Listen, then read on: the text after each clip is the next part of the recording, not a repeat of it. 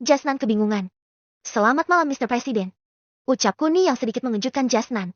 Kamu, ucap Jasnan karena ini baru pertama kalinya mereka bertemu secara langsung. Oh, aku adalah kepala keluarga Mieza. Baik Kuni Mieza. Ucap Kuni tegas saat memperkenalkan dirinya. Oh, jadi kamu yang menyebabkan semua ini.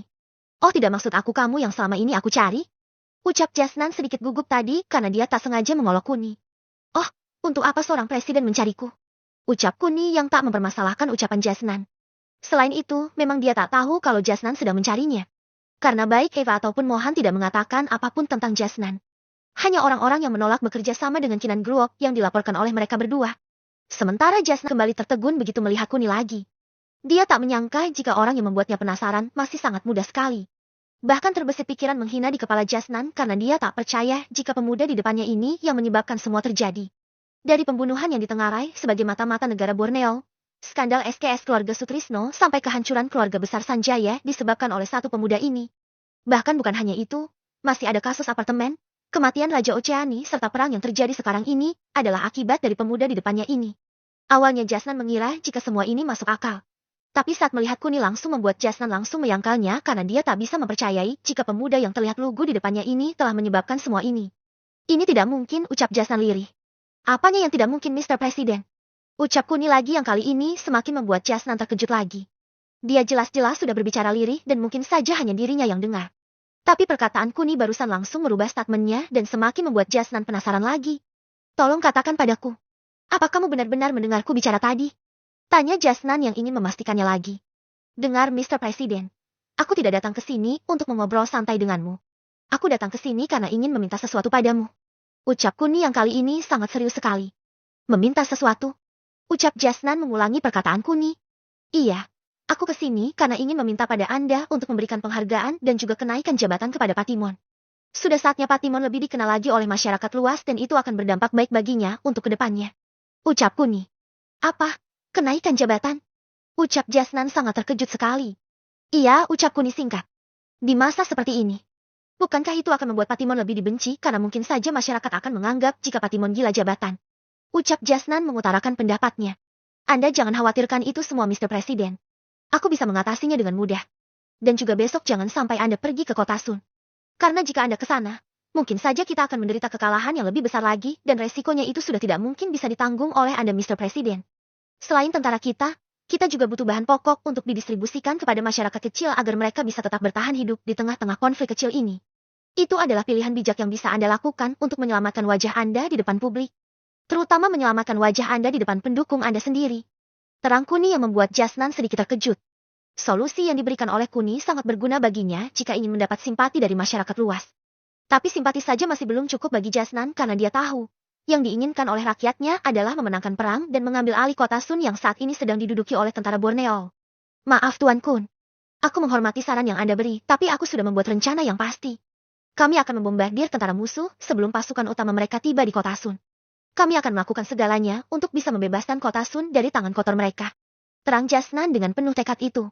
Sementara Kuni hanya tersenyum saat mendengar ucapan Jasnan. Dia tak menyangka jika Jasnan tidak bisa diajak kerjasama. Meskipun begitu, Kuni tidak mencelanya ataupun mengancam Jasnan karena dengan tekad yang ditunjukkan oleh Jasnan kali ini telah memberi ide baru pada Kuni. Perang tidak akan seru kalau cepat selesai dan dengan berlangsungnya perang besok, maka nama Patimon akan semakin melambung tinggi. Bahkan seorang presiden pun tidak akan bisa menggapai Patimon. Jika Jasnan tidak bersedia menaikkan jabatan Patimon, maka biar rakyat yang memilihnya sendiri. Dan ini akan menjadi tugas Kuni besok. Baiklah Mr. Presiden. Aku tidak akan melarang Anda untuk melakukan apapun. Tapi lakukan yang terbaik untuk negara ini dan aku menantikannya. Ucap Kuni santai lalu dia pergi menjauh dari Jasnan. Tugasnya sudah selesai untuk dua orang yang berpengaruh ini. Besok adalah tugasnya untuk membuat Patimon lebih melambung lagi. Sementara Kuni kembali ke rumahnya, Jasnan yang sedang memikirkan kata-kata terakhir Kuni masih belum bisa mengartikannya. Ajudan, ucap Mr. Presiden memanggil pengawalnya. Saya Mr. Presiden. Ucap ajudan yang tiba-tiba masuk begitu mendengar dirinya dipanggil. Katakan padaku. Sudah sampai mana pemuda tadi? Ucap Mr. Presiden sambil terus melihat ke depan. Pemuda? Pemuda mana yang Anda maksud Mr. Presiden? Tanya ajudannya yang terkejut itu. Pemuda yang baru saja keluar. Apa kamu tidak melihatnya? Tanya Mr. Presiden lagi. Maaf Mr. Presiden, selain Anda. Saya tidak mendengar ada orang lain lagi. Ucap ajudannya jujur karena apa yang dikatakannya benar sekali. Kedatangan Kuni menemuinya memang tidak diketahui oleh siapapun. Bahkan ajudannya yang sedari tadi berada di depan pintu ruangannya. Perihal mengenai suara mereka yang tidak didengar oleh ajudannya, itu karena Kuni melindungi sekitar ruangannya dengan kekuatannya sehingga, meskipun mereka teriak-teriak keras sekali, suara teriakan mereka hanya akan memantul dan tidak sampai keluar dari pelindung yang diaktifkan oleh Kuni. Kamu jangan bercanda. Bukankah baru saja ada pemuda yang keluar dari ruanganku? Ucap Jasnan yang masih tak mempercayai ajudannya. Maaf Mr. Presiden, saya mengatakan yang sebenarnya. Sudah lebih dari 3 jam yang lalu saya duduk di depan pintu ruangan Anda dan tidak mendapati siapapun masuk dan keluar dari ruangan Anda. Ucap ajudannya masih tetap bersikukuh. Bab 112, datang menemui Zelda. Mendengar penjelasan dari ajudannya, membuat Jasnan sedikit bingung. Coba ambil bukti CCTV di depan. Sekitar 30 menit yang lalu dari sekarang. Ucap Jasnan lalu mendapat anggukan dari ajudannya. Sementara Jasnan sedang kebingungan dengan ulah Kuni. Kuni yang sudah berada di rumahnya dikejutkan oleh berita yang dibawakan oleh Eva, di mana kabar terbaru mengenai Oceani adalah Zelda yang akan menjadi ratu kerajaan tersebut. Apa yang terjadi, Av? Bagaimana bisa Zelda merebut kekuasaan kakaknya? Ucap Kuni yang tidak menduga sama sekali. Itu karena Veronica Kun. Karena ucapan Veronica yang mengatakan bahwa perang ini terjadi karena dendam pribadi Lucas, membuat semua jajaran menterinya membelot. Dan kali ini mereka mendukung Zelda untuk memimpin kerajaan mereka dan memenjarakan Lucas yang alim itu. Terang Eva. Setelah mendengar penjelasan dari Eva, membuat Kuni sedikit senang karena Zelda sudah tidak dalam bahaya lagi. Tapi, jika Kuni membiarkan Zelda menarik kembali pasukannya maka itu tidak akan seru dan malah akan menghancurkan rencananya untuk menjadikan Patimon seorang pahlawan dan juga membuat kredibilitas Patimon semakin naik lagi. Sehingga tak ada kesempatan untuk Kuni beristirahat karena dia harus mencegah apa yang seharusnya terjadi di mana menemui Zelda dan menceritakan semua rencananya pada Zelda adalah keputusan yang harus Kuni jalankan sekarang juga. Kalau begitu, aku akan pergi lagi, Av. Ucap Kuni lalu membuka pintu portal teleportasinya. Tunggu Kun, aku tadi melacak kamu ada di Kotari. Lebih tepatnya di sebuah villa milik jenderal sialan itu, dan satunya lagi ada di istana presiden. Apa rencanamu mendatangi mereka Kun? Tanya Eva yang sedikit penasaran itu. Aku hanya memperingati mereka. Meskipun pada dasarnya mereka memang tidak ingin bekerja sama dengan kita. Jadi aku melakukan semuanya sendiri agar apa yang aku rencanakan bisa berjalan dengan baik. Jangan tanya lagi karena jika aku tidak buru-buru, maka rencanaku akan berantakan lagi. Terang Kuni saat melihat bibir Eva mau bertanya lagi padanya. Aku tidak tahu apa rencanamu selanjutnya. Tapi aku mohon jangan sampai kamu membahayakan nyawa Patimon. Ucap Eva yang sangat berharap itu. Jangan khawatir, Av. Kehidupan kalian aku jamin. Ucap Kuni singkat lalu dia masuk ke pintu portalnya dan tiba di istana milik Zelda. Kuni yang pernah kesini tidak membutuhkan waktu lama untuk mencari kamar Zelda. Apalagi waktu di sini sudah dini hari sehingga tak banyak orang yang bangun. Hanya beberapa saja yang bangun tapi itu adalah tugas yang mudah bagi Kuni menyelinap di antara mereka. Setelah beberapa tikungan, Kuni akhirnya tiba di kamar Zelda dan seperti biasa, dia selalu waspada dan terkejut begitu merasakan hawa keberadaan Kuni. Zelda yang sudah kepalang rindu itu lalu membuka kamarnya secepat kilat dan langsung terkejut begitu melihat Kuni yang berdiri di depannya. Kun, ucap Zelda lirih lalu memeluknya. Sementara Kuni sedikit terkejut begitu melihat pipi Zelda yang lebam dan itu membuat Kuni sedikit marah. Meskipun begitu, Kuni bisa menahan amarahnya karena selain lebam, tak ada luka lainnya. Sayang, siapa yang melakukan ini padamu? Ucap Kuni sambil menyentuh pipi Zelda. Oh ini tidak apa-apa Kun. Ini hanya luka kecil. Ucap Zelda. Luka kecil. Ucap Kuni lalu dia mencium Zelda dengan mengaliri energi kehidupannya dan membuat kulit Zelda kembali seperti sedia kala. Dengar sayang, jangankan luka memar. Luka karena tertusuk jarum pun aku tidak akan memaafkannya. Ucap Kuni lagi lalu kali ini dia mencium Zelda dengan begitu mesranya. Kuni tahu hanya Zelda wanita yang pernah ditidurinya dan tidak hamil. Sehingga dari awal, Kuni tidak berniat menanyakan apapun pada Zelda selain memberinya rasa cinta untuknya. Kun, ucap Zelda sesaat setelah ciuman mereka saling terlepas. Ada apa sayang? Ucap Kuni lagi. Maaf Kun, aku belum bisa memberikan keturunan untukmu. Ucap Zelda sambil berlinang air mata. Sementara Kuni hanya menggeleng sambil mengusap air mata Zelda yang akan terjatuh itu. Aku tidak mempermasalahkan itu sayang, bukankah kita bisa mencobanya lagi? Ucap Kuni sambil tersenyum mesum pada Zelda. Kun, kamu... Ucap Zelda lalu mencium bibir Kuni sedikit penuh dengan nafsu. Meskipun begitu, Kuni sadar jika saat ini bukan saatnya untuk berkembang biak karena dia masih punya urusan yang harus dibicarakan dengan Zelda. Dengar sayang, aku sangat senang sekarang kamu bisa memimpin kerajaan ini. Aku tahu kamu orang baik dan pastinya kamu akan langsung menarik pasukanmu yang sekarang ada di kota Sun. Tapi sebelum itu semua kamu lakukan. Dengarkan ceritaku dulu. Ucap Kuni yang langsung ke intinya. Cerita? Ucap Zelda. Kemudian Kuni menceritakan semuanya pada Zelda di mana niatnya untuk menguasai Java dan juga mengembangkan Kinan Group ke level tertinggi melalui kekuasaan mutlaknya membuat Zelda terkejut bukan main. Bukan hanya ambisinya, Tapi kediktatoran Kuni sudah terlihat, di mana dia dengan sadarnya ingin menguasai Java seorang diri dan itu membuat Zelda sedikit takut dengan rencana Kuni.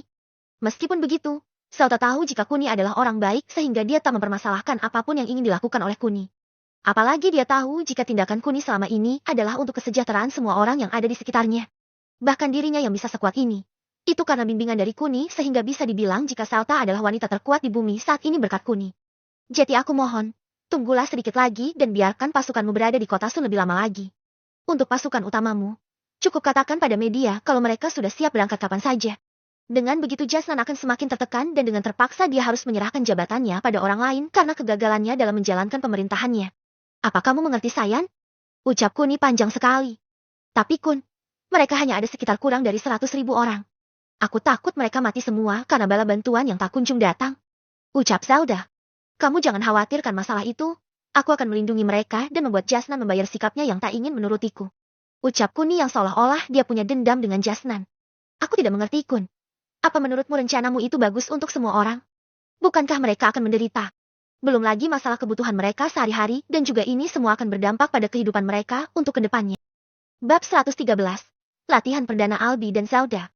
Kamu jangan khawatirkan semua masalah itu, sayang. Aku sudah mengatur semuanya. Terang Kuni. Mengatur semuanya. Ucap Zelda karena dia merasa nggak mungkin Kuni sudah mengatur semuanya karena itu tidak mudah. Iya, Sayan. Aku sudah mengaturnya. Semua kebutuhan mereka sudah aku atur dan tinggal memberikan pada mereka secara bertahap. Jadi kamu tidak perlu khawatir lagi. Tugasmu hanya membiarkan sisa prajurit yang ada di kota Sun diam di sana dan juga ucapkan Psywar di media kalau pasukan utama kerajaan Oceani siap berangkat kapan saja. Dengan begitu aku yakin, Jasnan akan semakin tertekan. Ucap Kuni. Tapi Kun, bukankah itu akan membahayakan negaramu sendiri? Dan lagi untuk apa kamu melakukan semua ini? Aku melakukan semua ini untuk kalian. Selain itu, aku juga melakukan ini untuk mereka juga agar kedepannya tidak ada yang tertindas lagi. Berapa tahun konflik yang terjadi antara Java dan Borneo dan sepertinya tidak ada perkembangan yang berarti di antara mereka. Itulah alasanku ingin menguasai Java. Dan memastikan siapapun yang menginjakan kakinya di Java, maka aku akan melenyapkannya. Ucap Kuni tegas dan penuh dengan intimidasi itu. Apakah kamu juga akan menyerang kerajaan ini juga, Kun? Tiba-tiba pertanyaan Zelda membuat Kuni terkejut. Apa yang kamu katakan, Sayan? Aku tidak mungkin menyerang kerajaan Oceani. Sekarang katakan padaku, siapa yang akan memimpin kerajaan ini selain kamu misal kakakmu Lukas mati? Itu, kalau bukan aku ya masih ada putra ayahku dari selirnya, Kun. Ucap Zelda. Oh, masih ada yang lain? Memangnya berapa orang yang masih bisa menduduki kekuasaanmu ini? Tanya Kuni yang sedikit penasaran ini. Masih ada 7 saudara putra dan mereka semua berumur 20 ke bawah, Kun. Jelas, Zelda. Hems, bukankah itu akan beresiko bagimu, Sayan? Jangan khawatir, Kun. Mereka tidak akan berani mengusik kehidupanku. Ucap Zelda. Baiklah. Tapi sebelum itu, terjadi pakai kedua gelang ini dan jangan dilepas. Ucap Kuni sambil memberikan 2 buah gelang yang dia beli di Palekana 1 dan juga gelang yang didesain khusus oleh Eva 1. Ini. Ucap Zelda terhenti karena dia sangat takjub dengan gelang yang ada di depannya. Sebuah gelang yang baru pertama kali ini dia lihat membuat Zelda langsung terkesima untuk pertama kalinya. Gelang ini adalah status dari nyonya keluarga Mirza dan akan aku rilis dalam bulan depan. Siapapun yang memakai ini, maka dia adalah istriku. Ucap Kuni tegas dan lagi-lagi membuat Zelda senang. Terima kasih, Kun. Aku sangat menyukainya. Ini indah sekali. Ucap Zelda yang sangat menyanjung pemberian Kuni tersebut. Aku senang saat kamu senang, sayang.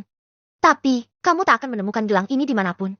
Bahkan di seluruh dunia ini, karena aku membelinya bukan di dunia ini. Ucap Kuni yang membuat Zelda lebih terkejut lagi. Tidak membeli di dunia ini, lalu membeli di mana, Kun? Tanya Zelda penasaran. Itu rahasia perusahaan, sayang. Apakah kamu mau membocorkan rahasia perusahaan? Ucap Kuni menggoda Zelda. Kun kamu. Ucap Zelda lalu mereka bercengkerama. Kerinduan jelas terlihat di antara mereka dan Kuni tidak pernah membeda-bedakan di antara mereka. Itulah hebatnya Kuni karena dia bisa bersama dengan siapapun dan dengan menunjukkan kasih sayang yang sama. Malam yang istimewa bagi mereka berdua di mana setelah sekian lama, akhirnya mereka bisa tidur bersama lagi dan itu membuat kebahagiaan Zelda kembali setelah beberapa bulan ini dia tertekan dengan berita tentang kehamilan semua wanita yang telah mengaku hamil oleh Kuni. Pagi pun berlalu dengan sangat cepat sekali. Meskipun Zelda hanya tidur selama 2 jam. Tapi itu adalah tidur ternyenyaknya selama 2 bulan terakhir ini karena dia ditemani oleh Kuni. Selamat pagi, Sayan. Sapa Kuni saat melihat mata Zelda yang mulai terpejam. Jeti, ini bukan mimpi, Kun. Ucap Zelda yang membuat Kuni sedikit bingung. Mimpi. Ucap Kuni sambil memeluknya. Dengar, Sayan. Setelah ini, kamu akan menganggap ini semakin menjadi mimpi belaka. Ucap Kuni. Albi, keluarlah. Kemudian, Albi muncul di hadapan Zelda dan membuat Zelda ternganga. Beruang, atau gorila. Ucap Zelda yang tak tahu Albi termasuk jenis spesies apa. Dia monster Albi sayang. Seperti perpaduan antara beruang dan gorila. Dia yang akan melindungimu mulai sekarang. Selain itu, dia juga bisa menjadi teman latihan yang bagus karena dia juga sangat tangguh dan cocok untukmu. Terang Kuni lagi. Tapi Kun, dari mana dia datang? Bukankah ini tidak masuk akal Kun? Ucapnya. Seperti kataku tadi, mungkin kamu akan menganggap ini hanya mimpi. Tapi kenyataannya adalah ini memang nyata. Albi bukan berasal dari dunia ini, sama seperti gelang yang aku berikan padamu kemarin kalau mereka berasal dari dunia lain. Tapi kamu jangan khawatir. Albi ini sangat jinak dan dia sudah berjanji setia dan mengabdi padaku. Jadi dia tidak akan berani mencelakakanmu. Albi, sapa Zelda. Tugasmu mulai sekarang adalah melatihnya dan melindunginya. Apa kamu mengerti? Ucap Kuni pada Albi. Salam Tuan Putri. Ucap Albi yang lagi-lagi membuat Zelda kembali terkejut. Kun, dia. Jangan takut sayang. Sudah aku bilangkan kalau dia yang akan melindungimu. Aku harap kamu cepat terbiasa dengan adanya Albi. Terang Kuni sambil mengelus rambut Zelda. Tapi Kun, dari mana kamu mendapatkannya? Apakah kamu tidak ingin jujur denganku?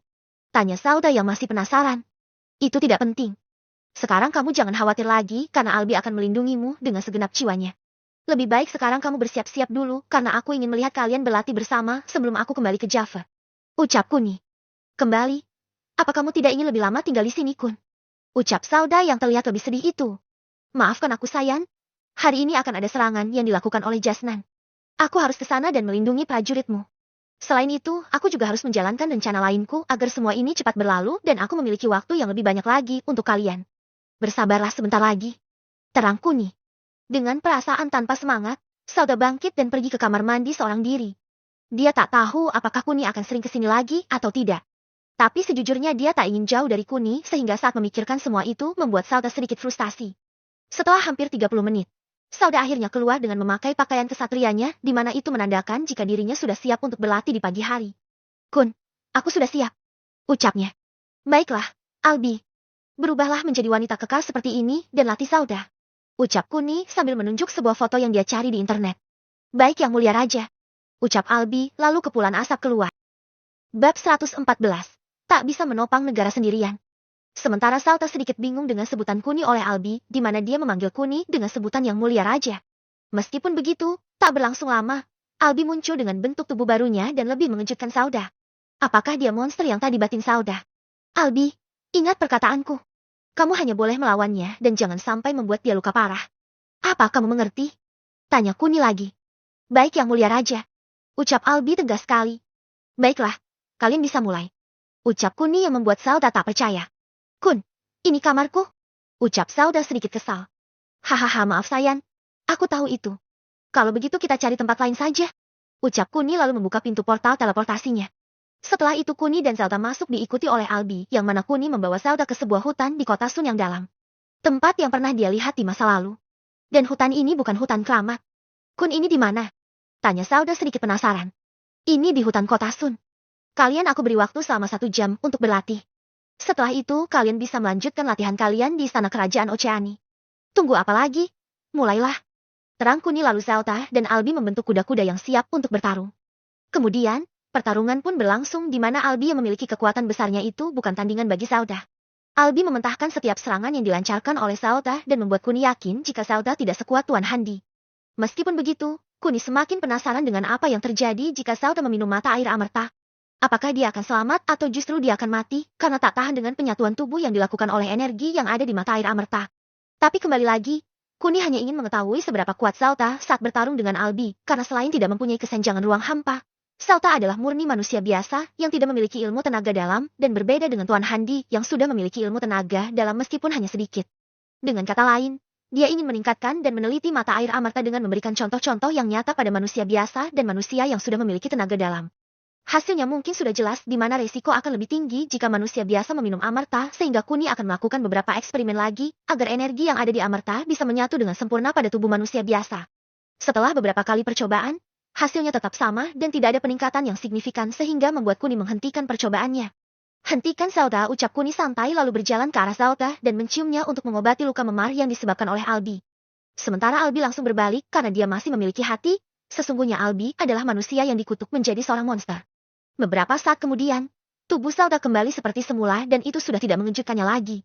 Kemudian mereka kembali dan Kuni berpamitan pada Zelda karena kurang beberapa jam lagi, pertempuran pembalasan yang akan dilancarkan oleh Jasnan akan dimulai. Kun, tinggallah lebih lama lagi. Ucap Zelda seperti sedang menahan Kuni. Apa kamu ingin ikut denganku kembali ke Java Zelda? Mendengar ajakan Kuni membuat Zelda ingin sekali mengangguk. Tapi dia sadar jika dia tidak akan bisa kemana-mana lagi karena dia sudah ditunjuk menjadi seorang ratu di sini.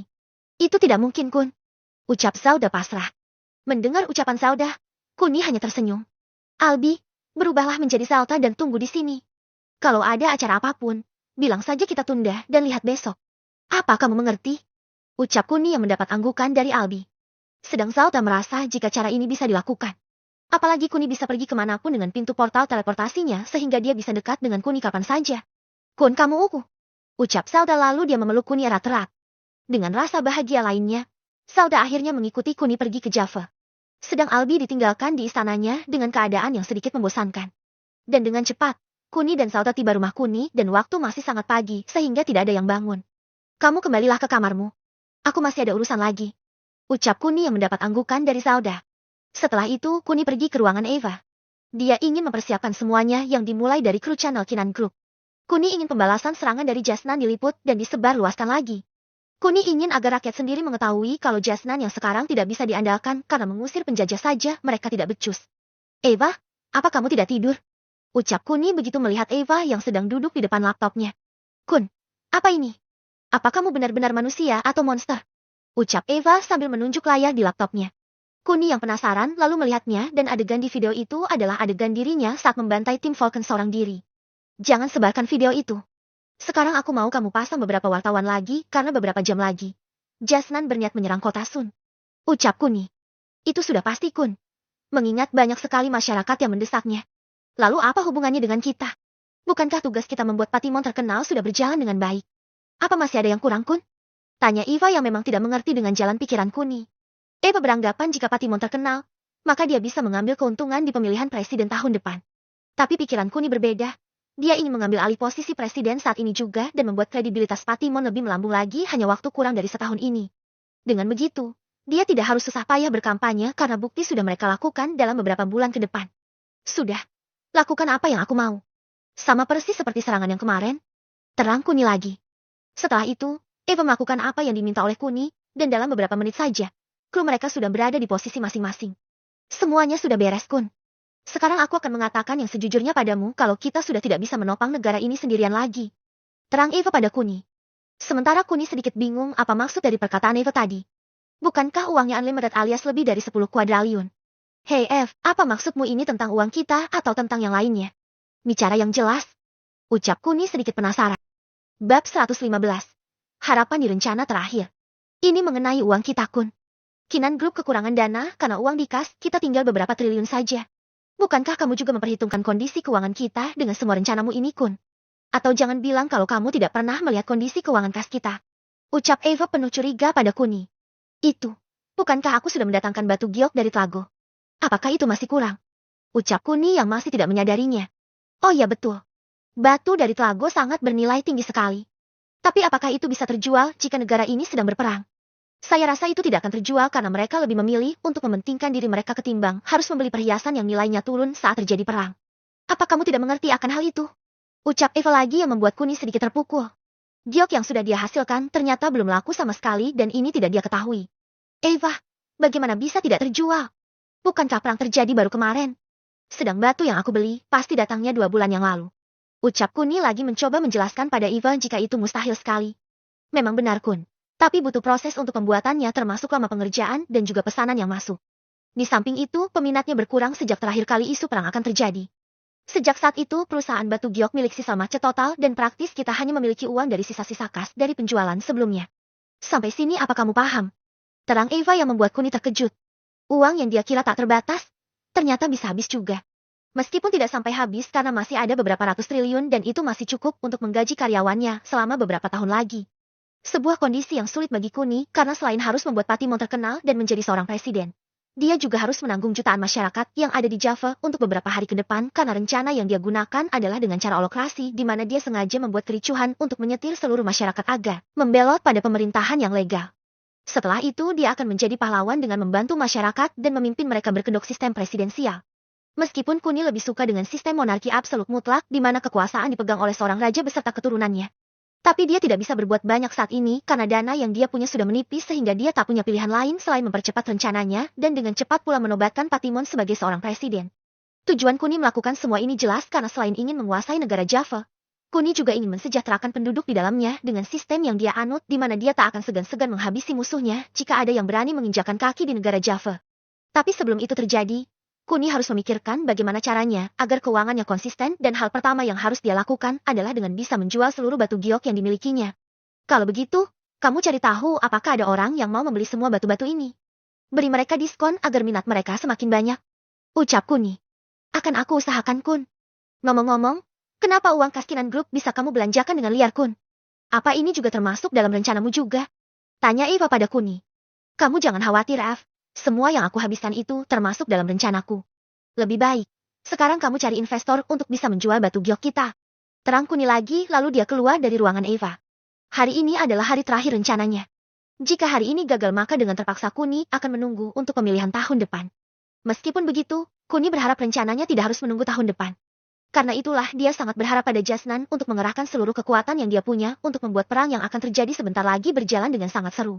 Hanya itu satu-satunya cara agar mata masyarakat melirik pada rencana yang sudah dibuat oleh Kuni, dan ketika semua harapan itu sirna, maka Kuni akan tiba-tiba muncul sebagai pahlawan dan membuat semua orang yang melihatnya berdecak kagum. Tentunya dia tak akan memperlihatkan dirinya, tapi dia akan menjadikan Patimon orang yang berjasa di balik serangan yang akan dia lancarkan ini. Patimon, persiapkan dirimu, batin Kuni lalu dia kembali ke kamar Stella dan juga Salta. Dengan cepat, 1 jam kemudian, Kuni telah menjemput semua bidadarinya kecuali Mona dan Lisa yang tidak ikut. Keduanya masih tidak bisa menerima Kuni. Terlebih Mona yang baru saja diselingkuhi itu lebih sedikit menutup hatinya karena dia masih trauma. Meskipun Kuni secara pribadi pernah menyelamatkan Mona dalam situasi hidup dan matinya. Tapi itu masih belum bisa membuat Mona membuka hatinya untuk Kuni. Padahal, segalanya telah Kuni lakukan untuk Mona. Dari yang menyembuhkan anaknya Najwa, menyelamatkannya dari tangan Aris, memberikan kehidupan yang layak bagi ibunya Evit. Tapi entah kenapa, di kehidupannya saat ini sangat berbeda dengan kehidupan sebelumnya di mana sebelum Kuni kembali ke masa lalu. Mona sangat menyukai Kuni. Bahkan status sepupu yang disandangnya tak menyurutkan niat Mona untuk bisa menikahi Kuni. Di ruang makan, ada 9 orang termasuk Kuni yang duduk berjejer di kursi mereka masing-masing. Hanya saja, mata semua wanita sedang tertuju pada tangan Salta yang mengenakan gelang yang berbeda dari mereka. Apalagi coraknya yang kerap-kelip itu mampu membuat semua orang terkesima. Bahkan Stella yang sedari tadi melihat untuk pertama kalinya juga langsung jatuh hati pada gelang tersebut. Saat dia bertanya dapat dari mana, Salta hanya tersenyum dan itu semakin membuat Stella penasaran. Apa kalian menginginkan gelang yang sama dengan milik Salta? Ucap Kuni yang tiba-tiba mengejutkan semuanya. Kun, kamu... Ucap Kinan sedikit tak percaya. Kemudian Kuni membuka tangannya dan seketika ada beberapa gelang yang sama dengan yang dipakai oleh Salta. Seketika wajah mereka bersinar begitu melihat gelang yang sama. Aku akan memberikan gelang ini pada kalian tapi dengan satu syarat. Ucap Kuni yang membuat mereka semua semakin penasaran. Katakan Kun. Aku akan menyanggupinya. Ucap Sisel yang sudah tidak sabar itu. Baiklah, dengarkan aku. Hanya Nyonya Mirza yang bisa memakai gelang ini karena ini adalah simbol status dari Nyonya Mirza. Apa kalian paham apa artinya ini? Ucap Kuni yang membuat semua wanita ini semakin tersenyum lebar. Bab 116. Serangan balasan dimulai. Tanpa aba-aba lagi, Kinan dan Sisel yang tempat duduknya paling dekat dengan Kuni langsung mengambil gelang-gelang itu dan memberikannya pada wanita di sebelah mereka. Jelas terpancar aura kebahagiaan di wajah mereka. Hanya saja, masih ada yang tidak yakin jika Kuni menginginkan mereka karena selama ini, Kuni tidak pernah membicarakan padanya secara langsung kalau dia akan menikahinya. Ada apa, Mel? Kenapa kamu tidak mengambilnya? Apa kamu tidak mau? Tanya Kuni pada Mela karena hanya gelang miliknya saja yang tidak dia pakai langsung. Tuan Kun, ini? Ucap Mela terhenti saat Vela kakaknya menyenggol kakinya. Biarkan Vela. Biarkan adikmu mengatakan pendapatnya. Ucap Kuni saat mengetahui jika Mela berhenti bicara karena ulah Vela. Hehe, hehe. Hehe, maaf Tuan Kun. Mela pasti mengambilnya. Iya kan Mel? Tanya Vela pada adiknya tersebut. Baiklah kalau begitu. Sekarang berhenti melihat gelang kalian lagi dan saatnya kita sarapan. Ucap Kuni lagi yang membuat semua wanita itu lalu melahap makanan mereka. Setelah itu, waktu berjalan dengan sangat cepat di mana tanpa terasa. Serangan balasan yang akan dilancarkan oleh Jasnan sudah bersiap-siap di tempat mereka. Bagaimana F? Apa sudah dimulai? Tanya Kuni. Mungkin beberapa menit lagi Kun? Jawab Ive singkat. Di mana Patimon? Kenapa dia tidak ada di sini? Tanya Kuni. Mungkin dia ada di kamar sedang bersiap-siap Kun. Ucap Eva lagi. Setelah beberapa saat, Patimon dan Tuan Handi datang ke ruangan Eva secara bersama-sama. Piki, kamu lindungi rumah ini, dan ayo kita mencari tempat terbaik di sana. Ucap Kuni lalu dia membuka pintu portalnya tanpa rasa takut lagi. Perlu diketahui, ketika dia berada di rumah keluarga Broccoli, Kuni tanpa sengaja membuka portal teleportasinya di tempat yang ada CCTV-nya. Tapi apa yang tidak bisa dijelaskan adalah sedetik sebelum pintu portal teleportasi yang Kuni buka muncul, CCTV di ruangan tersebut langsung buram dan tidak menangkap pintu teleportasinya. Hanya pada saat pintu itu menghilang, CCTV kembali berjalan normal dengan adegan Kuni yang sudah ada di dalamnya. Seolah-olah Kuni datang dari pintu kamar. Itulah mengapa Kuni sudah tak takut rahasia pintunya diketahui oleh orang lain karena CCTV saja tidak bisa menangkapnya. Sesampainya di sana, Kuni lalu mencari tempat yang sangat strategis di mana dia bisa melihat keseluruhan tempat perang yang akan terjadi dalam beberapa menit lagi. Patimon, suruh Luhut dan yang lainnya datang ke tempat ini. Ucap Kuni yang mendapat anggukan dari Patimon. Kemudian, Patimon ingin pergi ditemani oleh Tuan Handi. Tapi Kuni menghentikannya dan memberikan monster satu-satunya yang ada di tangannya, yaitu Galan untuk menemani Patimon. Albi sedang berada di kerajaan Oceani menggantikan sosok Zelda.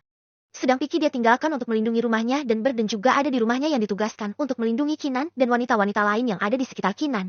Tuan Handi. Tugas kita adalah melindungi tentara dari negara Borneo agar mereka tidak terkena tembakan peluru dari negara kita. Lakukan yang terbaik untuk bisa membuat tentara negara kita kalah. Apa Anda sudah mengerti? Terang Kuni yang tentu saja mengejutkan Tuan Handi. Tuan Kun, apakah aku tidak salah dengar? Tanya Tuan Handi. Tidak, kita memang harus melindungi pasukan dari negara Borneo. Lebih tepatnya pasukan dari kerajaan Oceani. Karena aku tidak ingin pasukan yang dipimpin oleh Jenderal Sukirman dan Presiden Jasnan menang di pertempuran kali ini. Terang Kuni lagi. Itu maksudku Tuan Kun. Apa aku tidak salah dengar? Kenapa kita harus melindungi pasukan musuh? Bukankah itu akan sangat menguntungkan bagi mereka? Terang Tuan Handi yang terlihat tidak setuju dengan rencana Kuni itu. Anda jangan khawatirkan itu Tuan Handi. Untuk bisa membuat Patimon menjadi seorang presiden. Maka ini adalah kesempatan terakhir kita. Kalau tidak, kita harus menunggu 1 tahun lagi dan itu tidak akan baik bagi kehidupan kita dalam waktu 1 tahun ke depan ini. Tepatnya, aku akan membuat pasukan Jasnan kalah dan dalam kondisi kritis. Patimon dan yang lainnya menyerang pasukan musuh dan mengalahkannya. Dengan begitu seluruh mata rakyat Java dan dunia akan tertuju pada Patimon dan menganggapnya berjasa demi negara ini. Apa Anda paham tentang apa yang aku maksud ini Tuan Handi?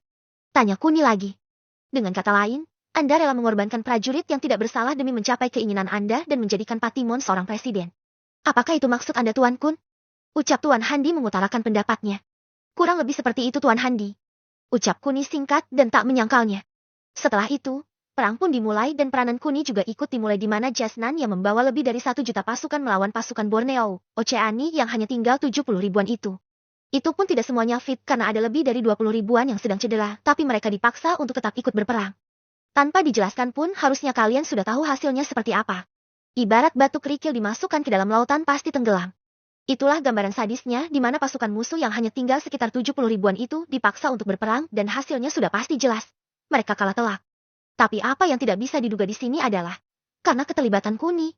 Semua peluru yang mengarah pada pasukan negara Borneo melesat sejauh 1-5 centi dari tubuh mereka. Sedangkan setiap peluru yang ditembakkan oleh musuh bisa mengenai pasukan negara Java dengan tepat sasaran dan itu mampu membuat semua orang yang melihatnya terkejut. Apakah mereka seganas ini? Serang terus. Teriak Jenderal Sukirman yang berdiri di barisan kedua. Kemudian, perang pun tidak bisa diprediksi lagi di mana sudah lebih dari 10.000 prajurit Java tumbang. Sedangkan tak ada satupun prajurit dari negara Borneo yang tumbang. Hal ini membuat Jenderal Sukirman teringat dengan penyerangan yang dilakukan oleh pasukan elit Harimau Merah di mana mereka yang awalnya lebih unggul. Tiba-tiba harus mundur karena suatu alasan yang tidak jelas. Jenderal, apa yang terjadi? Bagaimana bisa pasukan mereka begitu perkasa? Tanya Presiden Jasnan saat melihat pasukan yang dia bawa banyak mengalami kekalahan. Mungkin karena strategi kita yang sudah diketahui oleh musuh Mr. Presiden. Lebih baik kita pakai rencana B saja. Ucap Jenderal Sukirman yang mendapat anggukan dari Presiden Jasnan. Bab 117, saatnya membalik keadaan. Sementara di pihak musuh, mereka tak mengira jika bertempur dengan pasukan negara Java yang jumlahnya berkali-kali lipat dari jumlah mereka bisa semudah ini. Bahkan ini pertama kalinya mereka berperang tapi tak ada satupun anggota mereka yang terluka. Di sisi lainnya, Kuni sudah mulai merasakan keanehan di mana mungkin saja Jenderal Sukirman mengetahui kalau ada keterlibatan dirinya sehingga dia juga merubah rencananya juga. Apalagi Patimon dan Luhut belum juga datang sehingga dia tak harus buru-buru memenangkan pihak musuh. Tuan Handi, lebih baik Anda istirahat saja. Biar aku yang melindungi mereka. Ucap Kuni lalu Tuan Handi hanya duduk karena tenaganya sudah terkuras habis. Sementara di kota Sun sedang ada kelanjutan perang, Seluruh dunia yang melihat secara langsung melalui channel Kinan Group dibuat ketar-ketir tak kala mereka melihat betapa tangguhnya pasukan negara Borneo. Bahkan ada beberapa orang yang masih ingat betul dengan kejadian perang kemarin di mana pasukan Borneo yang sekarang lebih perkasa lagi. Sementara semua orang di dunia sedang dibuat takjub dengan pasukan Borneo yang perkasa. Seluruh rakyat di Java dibuat frustasi saat mereka bisa melihat serangan pasukannya tidak mempan melawan pasukan dari negara Borneo. Banyak yang sudah kehilangan harapan meskipun perang baru mulai kurang dari 2 jam. Mereka tak menyangka jika pertahanan yang ditunjukkan oleh negara lain sangatlah kokoh. Siapkan pelontar granat. Teriak Jenderal Sukirman dan seketika ada 100.000 prajurit maju dengan senjata di hadapan mereka. Ini adalah rencana B yang diupayakan oleh Jenderal Sukirman di mana jika dengan senjata api AK-47 dan sejenisnya masih tidak bisa mengalahkan musuh, maka mereka siap membombardir pertahanan musuh dengan ribuan granat yang sebetulnya sungguh sangat disayangkan karena dengan memakai granat ini, maka struktur tanah akan ikut hancur dan akibatnya akan menambah pekerjaan setelah perang terjadi. Sementara Kuni terkejut begitu melihat ribuan senjata granat yang siap diluncurkan sehingga tanpa berpikir lagi, dia lalu membuat dinding sejauh 10 meter di depan pasukan granat tersebut, lalu sisanya melepaskan peluru mereka sampai di hadapan musuh dan membuat beberapa tentara musuh terluka. Sedang sebagian lagi tentara Java juga terluka akibat gagal menembak dengan sempurna. Lapor Jenderal, rencana berhasil dan mengenai target, laporan selesai. Ucap Ketua Regu Peleton pada Jenderal Sukirman. Meskipun mendengar kabar baik, tapi Jenderal Sukirman tidak bahagia. Itu karena pasukan tentara musuh terluka kurang dari ratusan. Sedangkan prajuritnya, lebih dari 30.000 terluka dan itu sangat disayangkan oleh Jenderal Sukirman. Tetap terapkan seperti itu. Ucap Jenderal Sukirman lalu beliau berjalan ke arah Jasnan. Lapor Mr. Presiden, sepertinya perang ini tidak berpihak pada kita. Ucap Jenderal Sukirman mengutarakan pendapatnya. Apa maksud Anda Jenderal Sukirman? Tanya Jasnan. Lebih baik, kita mundur saja. Jika tidak, kita akan kehilangan banyak prajurit Mr. Presiden. Ucap Jenderal Sukirman tegas. Apa? Apa maksudmu kita kalah lagi dengan jumlah pasukan kita yang jumlahnya 10 kali lipat lebih banyak dari mereka? Ucap Mr. Presiden Jasnan pada Jenderal Sukirman. Ada seseorang yang menginginkan kita kalah Mr. Presiden. Ucap Jenderal Sukirman. Seseorang, ucap Presiden Jasnan, lalu dia teringat dengan Kuni. Seorang pemuda yang sangat misterius baginya.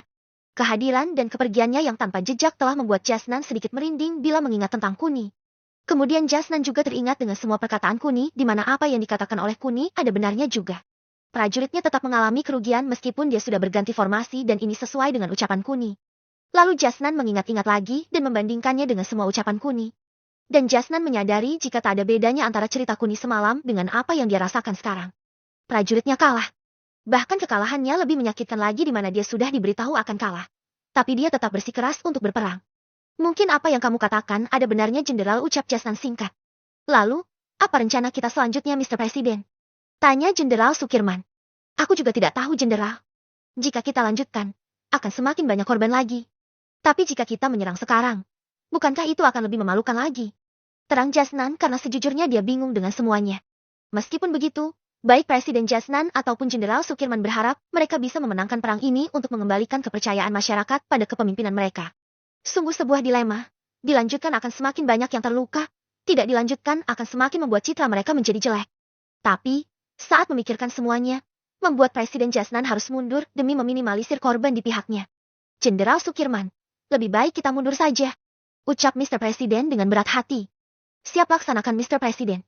Ucap Jenderal Sukirman tegas. Setelah itu, Jenderal Sukirman mengumumkan kalau mereka harus mundur terlebih dahulu sebelum akan semakin banyak korban yang berjatuhan di pihak mereka. Melihat pasukan Java mundur, Kuni tahu jika ini saatnya untuk Patimon dan Luhut beraksi. Tapi sampai sekarang, Patimon belum juga muncul dan itu membuat Kuni cemas apakah Patimon mengalami masalah. Sementara tentara pasukan musuh mengejar karena mereka tak ingin menyisakan keberuntungan mereka. Jarang-jarang mereka bisa bertempur melawan 1 juta orang dan menang dengan begitu mudahnya. Sehingga membuat mereka jumawa dan sudah tak memedulikan komando dari atasan mereka. Tuan Handi tolong cari, tidak usah. Ucap Kuni tiba-tiba berubah ketika dia bisa merasakan Patimon dan Luhut serta ke-500 pengawalnya mendekat. Ada apa Tuan Kun? Tanya Tuan Handi yang sedikit tidak mengerti itu. Anda tunggu Patimon di bawah sana lalu serang tentara musuh dari barikade jam ke-9. Anda jangan khawatir. Saya akan melindungi mereka semua. Apa Anda mengerti? Ucap Kuni mencoba memberi instruksi pada Tuan Handi. Siap Tuan Kun. Ucap Tuan Handi lalu beliau pergi ke bawah. Galan, kemarilah. Ucap Kuni singkat lalu Galan tiba-tiba sudah berada di jari Kuni. Sementara Tuan Handi menjelaskan instruksi dari Kuni di mana mereka harus menyerang dari arah jam 9 dan tanpa berlama-lama lagi. Baik Patimon, Luhut dan semua pasukannya langsung mengarah ke posisi arah jam 9 musuh lalu mereka langsung menyerang mereka dengan pistol khusus yang dibeli oleh Eva. Setelah pasukan Patimon muncul, dunia maya dikejutkan oleh kedatangannya yang mana pada saat pasukan negara Java yang menyerang, kolom komentar hanya dihadiri oleh beberapa saja. Tapi sekarang, saat mereka tahu Patimon sudah bertindak, banjir komentar sampai ratusan hanya dalam beberapa detik dan membuat Eve lebih bersemangat lagi untuk menyiarkannya.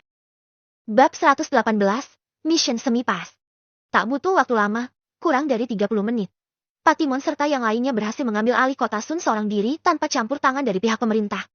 Bahkan pertempuran heroiknya yang mana setiap satu tembakan mengenai satu musuh membuat Patimon dan timnya menjadi orang yang sangat ganas dan tidak pernah menyia-nyiakan peluru mereka. Apalagi pertempuran epik yang disajikan oleh Patimon membuat seluruh masyarakat Java terkagum-kagum dan kredibilitas yang dimiliki oleh Patimon semakin melambung dan membuatnya semakin disanjung. Sungguh akhir yang sangat diinginkan oleh Kuni di mana rencananya sudah berhasil dan sekarang tinggal menyerang Jasnan melalui media dan itu adalah tugas Eva. Suara riuh tepuk tangan, kebahagiaan dan juga rasa syukur yang tak henti-hentinya dilakukan oleh seluruh masyarakat Java khususnya di kota Sun. Mereka akhirnya lega saat kota Sun kembali dikuasai meskipun medan di sana sudah hancur lebur karena serangan pelontar yang dilakukan oleh pasukan Java. Dengan begini, maka Java resmi terbebas dari penjajahan yang dilakukan oleh kerajaan Oceani yang berkedok pada negara Borneo serta semakin mengukuhkan jika Java masih punya pahlawan lainnya dan itu adalah Letnan Jenderal yang tidak diakui oleh mereka yaitu Patimon Handoyo. Dengan hasil pertempuran kali ini, membuat Jenderal Sukirman dan juga Presiden Jasnan benar-benar kehilangan kredibilitasnya. Bagaimana mereka tidak kehilangan ketenarannya? Mereka berdua dikalahkan oleh Patimon, orang yang tidak mereka anggap dan itu semakin membuat citra nama mereka buruk dan mungkin saja akan sulit untuk mengembalikannya. Sesuai dengan apa yang aku inginkan, gumam Kuni lirih lalu dia pergi ke rumahnya tanpa menunggu Patimon karena sudah ada Tuan Handi di sebelah Patimon. Sesampainya di rumahnya, Kuni lalu bergegas untuk memberikan tugas yang lain pada Eva dan ini adalah tugas terakhir Eva sebelum dia benar-benar menyatakan rencana mereka berhasil. Elf, lakukan apa yang ada di catatan ini dan ketahuilah ini adalah tugas terakhirmu tentang perang ini. Setelah ini selesai, aku pastikan kamu akan bisa bersantai. Ucap Kuni yang sangat bahagia. Sementara Eva mengambil catatan yang diberi oleh Kuni lalu membuatnya semakin murka tak kalah saat melihat tugas terakhirnya penuh dengan perjuangan ekstra. Apa ini Kun? Menjatuhkan presiden, menjatuhkan jenderal, menjatuhkan parlemen dan jajarannya. Apa kamu ingin negara ini benar-benar hancur Kun? Dan ini wawancara lainnya dan juga sanjungan untuk presiden. Apa maksudnya ini Kun? Tanya Eva yang jelas tak mengerti ini. Bagaimana bisa menjatuhkan presiden lalu menyanjungnya? Bukankah itu sangat berlawanan sekali? Selain itu, jika ingin menguasai negara ini, bukankah hal-hal semacam ini tidak perlu dilakukan karena bisa saja akan membuat gesekan-gesekan lainnya dan akan semakin membuat negara ini kacau. Belum lagi masalah pangan yang harus segera diselesaikan terutama di kota Sun. Karena kota Sun adalah kota pertama yang terkena dampaknya karena harga bahan pokok di sana sudah melangit sejak 2 hari yang lalu dan itu yang sekarang dikeluhkan oleh masyarakat sana. Aku akan menceritakannya begitu Patimon kembali. Sekarang aku akan mengantar Saldo pulang. Oh ya jangan lupa untuk melakukan rencana pertama dan kedua dulu. Hancurkan presiden dan jenderalnya di sosial media. Setelah itu, kita akan melakukan rencana selanjutnya besok. Terang Kuni lalu dia pergi dari ruangan Eva. Sementara Eva terkejut saat mendengar nama Zelda. Apalagi Kuni tadi berkata jika dia akan memulangkan Zelda. Sehingga tanpa berlama-lama lagi, Eva melihat gelang Zelda dan mendapati jika Zelda benar-benar ada di rumah ini. Hai wanita ini, kenapa aku tidak sadar dari awal? Ucap Eva yang terlihat kesal sekali itu. Setelah menyerahkan rencana selanjutnya pada Eva, Kuni lalu pergi ke tempat Zelda berada dan mengetahui jika Zelda sedih karena pasukannya kalah. Tapi satu yang tidak Zelda ketahui adalah pasukannya memang kalah. Tapi tak ada satupun yang mati. Semua pasukan yang dihajar oleh Patimon, semuanya terluka tembak dan tak ada yang mati. Semua ini telah diatur oleh Kuni. Bahkan pasukan Java sendiri juga tidak ada yang mati. Hanya terluka ringan sampai berat. Meskipun begitu masih tidak membahayakan nyawa mereka dan itu juga tidak disadari oleh Presiden Jasnan dan Jenderal Sukirman. Kenapa kamu sedih sayang? Bukankah ini yang kamu mau kalau mereka sudah bisa pulang sekarang?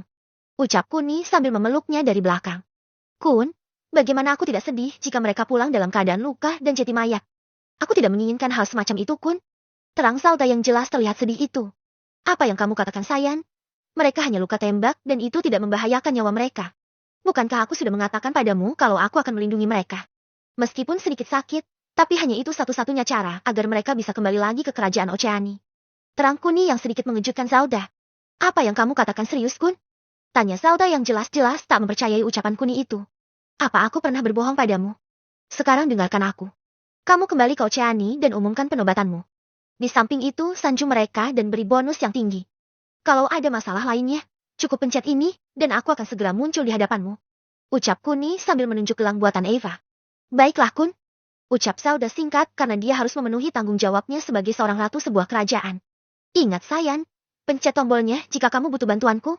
Ucap Kuni lagi lalu Kuni mencium mesra Zelda. Setelah itu, Zelda memasuki pintu portal yang dibuka oleh Kuni dan dia masuk seorang diri.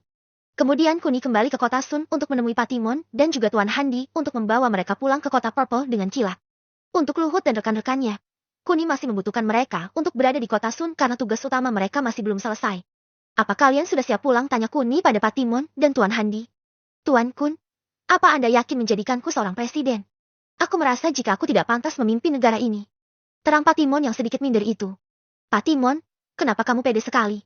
Meskipun kamu seorang presiden, tapi kamu harus mengikuti semua perkataanku. Kamu cukup menuruti semua perkataanku tanpa berpikir karena aku takut kamu terkena stroke secepat mungkin jika memikirkan negara ini terlalu keras. Ucap Kuni yang membuat Tuan Handi menahan tawanya dan membuat Patimon tak percaya mendengarnya. Bab 119, meminta kompensasi. Masih terlalu dini bagi Kuni untuk merayakan semuanya karena Patimon belum tentu bisa mendapat posisi jabatan sebagai presiden. Meskipun begitu, Kuni sudah melakukan sesuatu yang menurutnya luar biasa saat mengingat jika sebelumnya Jasnan tak berniat untuk mempromosikan Patimon. Tapi setelah semua ini terjadi, Kuni cukup yakin meskipun Jasnan tidak akan mempromosikan Patimon. Tapi rakyat pasti akan mendesaknya untuk memberikan penghargaan pada Patimon. Selain itu, masih ada rencana lainnya sebelum dia melaksanakan rencana selanjutnya. Patimon, hafalkan ini. Setelah tugas Eva selesai, maka tugasmu selanjutnya adalah mengadakan konferensi pers. Apa kamu sudah mengerti? Tanya Kuni. Baik Tuan Kun, ucap Patimon. Setelah itu, Patimon pergi ke kamarnya. Sementara Kuni menuju ke ruangan Eva. Bagaimana F? Apakah ada perkembangan? Perkembangan? Sepertinya kita tidak butuh perkembangan itu Kun. Ucap Eva. Apa maksudmu? Apa rencana kita gagal? Tanya Kuni yang sedikit penasaran itu. Tidak Kun. Tapi kita tidak perlu melakukan itu. Sesaat setelah kita menang, Jasnan dan Sukirman sialan itu telah melakukan konferensi pers dan hasilnya bisa kau lihat di bawah ini. Ucap Eva sambil menunjukkan sebuah video dan beberapa komentar negatif untuk mereka berdua. Maaf, bukan beberapa komentar. Tapi ribuan komentar negatif hanya dalam kurun waktu kurang dari 15 menit dan itu menjadi rekor tersendiri di mana baru kali ini ada seorang presiden yang dicaci maki oleh hampir seluruh masyarakatnya. Bahkan ada beberapa komentar dengan menggunakan bahasa asing dan jika diterjemahkan tak jauh beda dengan sebuah penghinaan dan cacian sehingga membuat Kuni tak perlu melakukan hal yang susah payah lagi. Oh, tugasmu sudah diringankan F. Ucap Kuni lalu dia menyimak isi video yang diucapkan oleh Jasnan. Hais, sungguh presiden yang tak patut ditiru. Bukankah memberi penghargaan pada Patimon akan menyelamatkan kredibilitasnya? Gumam Kuni.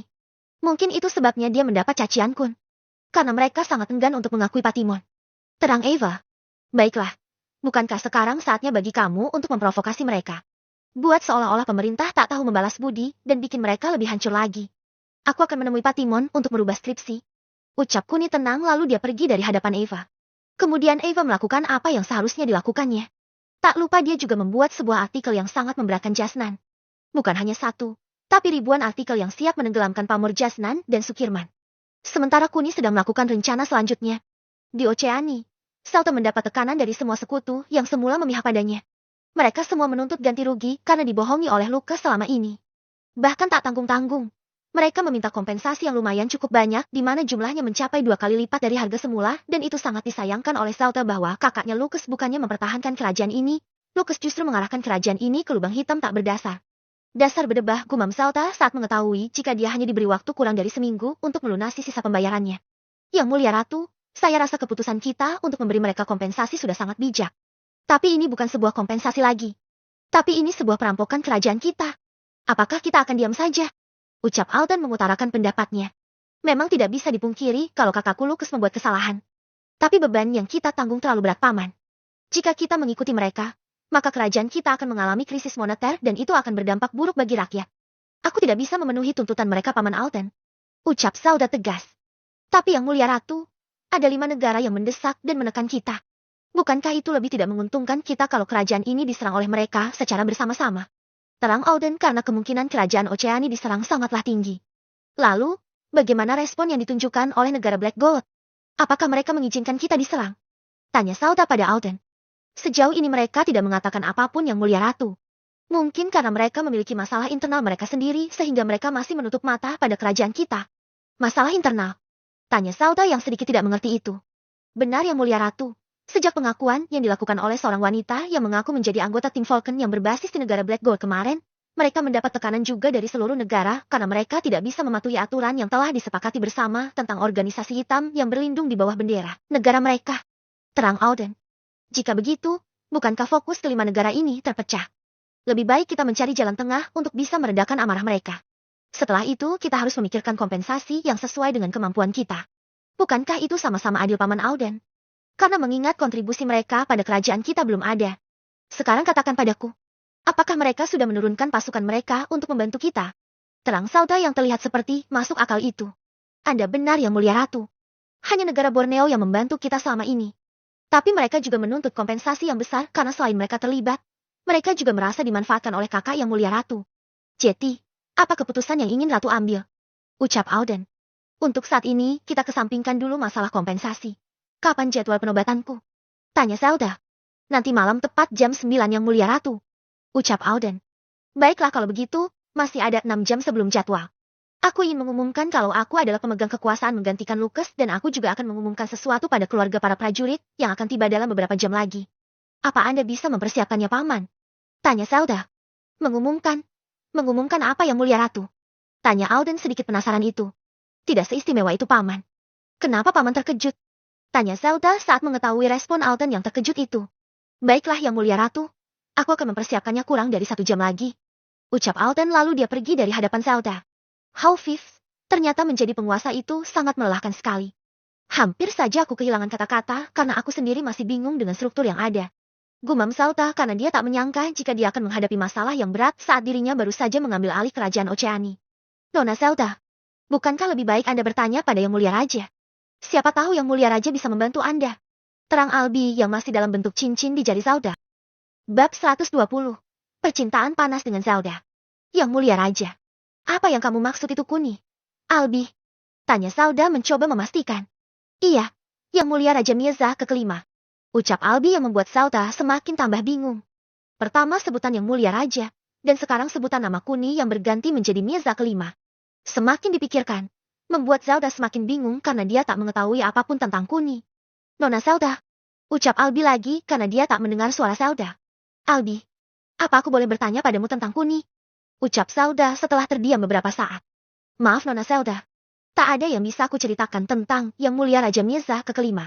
Ucap Albi tegas karena selain tempat berasal mereka yang sama, tak ada informasi yang diketahui oleh Albi. Apalagi, baru kali ini Albi mengetahui jika Raja Sraya yang sekarang sangat berbanding terbalik dengan raja-raja yang pernah menguasai Sraya, di mana Mirza ke-5 alias Kuni lebih kalem dan santai. Apa ini permintaan Kuni atau ini memang kehendakmu sendiri untuk tidak ingin menceritakan tentang Kuni? Albi. Tanya Zelda lagi karena dia masih penasaran dengan identitas Kuni yang asli. Maaf Nona Zelda, saya memang tidak mengenal Yang Mulia Raja Mirza ke-5 dengan baik karena saya sudah lama menjadi seekor monster dan raja terakhir yang saya ingat adalah Baginda Raja Mirza ke-4, ayahanda dari Yang Mulia Raja Mirza ke-5. Terang Albi jujur. Setelah mendengar cerita dari Albi, membuat Zelda semakin bingung. Meskipun begitu, dia tidak bisa memaksa Albi untuk menceritakan apa yang dia tahu karena Zelda tahu, Kuni melakukan semua ini untuk melindunginya. Lalu untuk apa aku menanyakan tentang Kuni batin Zelda sebelum wajahnya kembali normal? Baiklah Albi, lebih baik aku akan menanyakannya pada Kuni. Ucap Zelda singkat lalu tanpa berpikir lagi. Dia langsung memencet tombol darurat yang ada di gelang buatan Iba yang sedang dipakainya itu. Setelah beberapa detik, Eva terkejut begitu melihat tombol daruratnya menyala dan saat dia melihat nama pemiliknya, dia terkejut karena itu dari gelang milik Zelda. Kemudian Eva melanjutkan informasi yang dia punya pada Kuni dan membuatnya sedikit khawatir dengan keselamatan Zelda. Sementara Kuni yang tahu dari panel ponselnya jika Zelda telah memencet tombol daruratnya langsung pergi ke tempat Zelda dengan santainya. Ada apa sayang? Ucap Kuni setelah dirinya tiba di belakang Zelda. Kun? Ucap Zelda sambil memeluk Kuni. Apa ada masalah sayang? Tanya Kuni yang sedikit penasaran itu. Ada Kun. Tapi apa kamu mau membantu masalah kerajaanku? Aku takut kamu. Ucap Zelda terhenti begitu Kuni mencium bibirnya. Bahkan Kuni juga memainkan lidahnya karena dia ingin Zelda tidak berpikiran kalau dirinya adalah orang luar. Lama sekali Kuni mengulumnya hampir sekitar 5 menit dan membuat Zelda sudah berada di ambang nafsunya. Bahkan pikirannya melayang begitu mendapat serangan dadakan dari Kuni. Apakah kamu masih menganggapku orang luar Zelda? Ucap Kuni kemudian mengulumnya lagi. Zelda yang sudah bernafsu itu hanya bisa merintih kenikmatan dan membuat sekujur tubuhnya panas di sore hari yang cerah ini. Dengan semakin menaiknya libido yang dimilikinya, Zelda semakin liar dan memaksa Kuni untuk melucuti pakaiannya. Kuni yang juga sudah bernafsu itu lalu mengunci kekuatan Albi dengan kesenjangan ruang hampanya. Setelah itu dia melucuti semua pakaiannya dan juga milik Zelda dan melanjutkannya ke tahap selanjutnya di mana senggama antara keduanya sangat panas dan penuh dengan gairah. Entah setan apa yang merasuki keduanya, tapi dalam hati masing-masing, Mereka sama-sama menginginkannya dan sudah lama saling merindukan sentuhan masing-masing. Dengan rasa cinta yang besar dan menggebu-gebu itu, Sauta melayani Kuni dengan sepenuh hatinya dan membuatnya merasakan lagi kenikmatan-kenikmatan yang hanya bisa diberikan oleh Kuni padanya. Di mana mereka sudah bercinta selama hampir 20 menit, tapi Sauta sudah mencapai klimaks sebanyak 2 kali dan membuatnya benar-benar merasa puas. Meskipun begitu, selama Kuni belum mencapai klimaks, Sauta tetap melayani Kuni dan membuatnya kembali merasakan kenikmatan-kenikmatan lagi. Entah sudah berapa kali Sauta telah mencapai klimaks, tapi Kuni masih terus menusuknya dengan liar dan penuh dengan tenaga. Seolah-olah ini adalah pertama kalinya Kuni melakukannya dan dia tidak mau berhenti. Semakin lama, hubungan percintaan mereka semakin panas dan Kuni dengan sadar bisa merasakan kehadiran orang yang sedang menuju ke tempat Sauta berada dan membuat Kuni mau tak mau harus mengakhiri hubungan bercinta ini.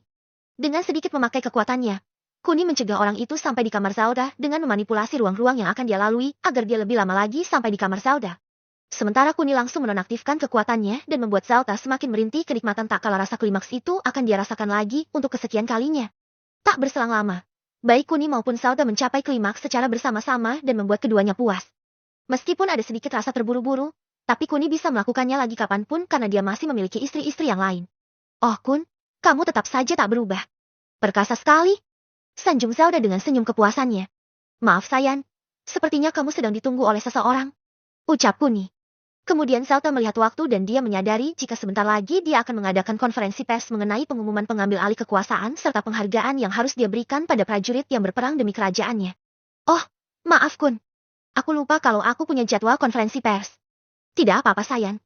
Lagian bukankah aku yang memulai? Ucap Kuni lagi lalu dia mengulum bibir Sauta lagi sebelum akhirnya mereka memakai pakaian mereka masing-masing. Setelah itu, Kuni duduk di kursi dan Sauta berada di pangkuan Kuni. Tak lupa Kuni juga menghilangkan pengaruhnya terhadap Albi dan juga seseorang yang akan menemui Sauta di kamarnya. Kun, apa ini tidak akan menyebabkan masalah? Tanya Sauta karena dia masih belum mengatakan apapun pada semua orang kalau Kuni adalah calon suaminya. Jangan khawatir sayang, aku akan mengalihkan pandangannya. Ucap Kuni singkat. Baiklah Kun, ucap Sauta.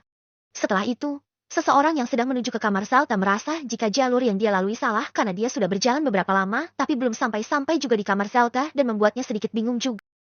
Bab 100